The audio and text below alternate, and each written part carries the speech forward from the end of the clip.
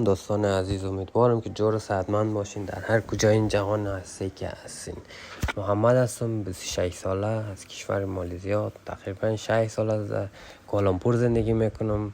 میخوایم برایتان در آینده از زیبایی‌های کشور مالزیا برایتان نشان بدم، ویدیو بگیرم و از کالچرها و از ریس‌های مختلف اینجا برایتان بگویم. امیدوارم که در آینده از ویدیوهای ما لذت ببرین، خوشتان بیاید، برای دوستانتان روان کنین و زیبایی‌های کوالالامپور نشان درود. چقدر مقبول است. به امید دیدار دوستان.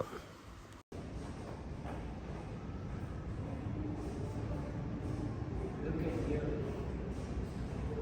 What we call